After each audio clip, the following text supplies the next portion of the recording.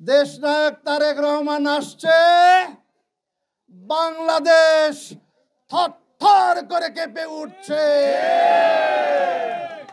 তার পদভারে বাংলাদেশ থেকে সকল আবর্জনা দূর হয়ে যাবে, বাংলাদেশ আবর্জনা মুক্ত হবে। কি ভেবেছিলেন, কি ভেবেছিলেন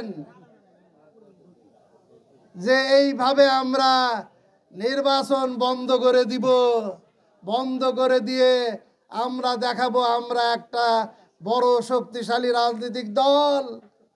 তা না, বিএনপি রাস্তায় নামবে, সকল দূষিত পদার্থ বাংলাদেশ থেকে দূর হয়ে যাবে। বন্ধুরা, আগামী ফেব্রুয়ারি মাসে নির্বাচন হবে।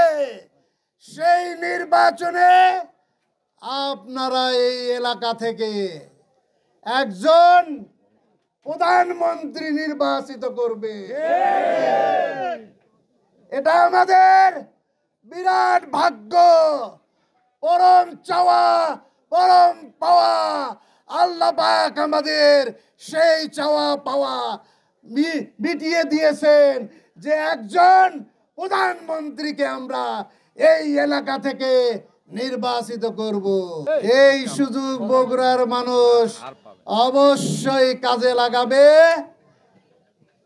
উনি বগুড়ায় আসলে আর কোন রাজনৈতিক দল থাকবে না বন্ধুরা, থাকবে একটাই, সেটা হলো ধানের শীষ। আমরা সকলে ঐক্যবদ্ধ হয়ে ধানের শীষে ভোট দিব এবং দেশ নায়ক তারেক রহমানকে বাংলাদেশের প্রধানমন্ত্রী করব ইনশাআল্লাহ।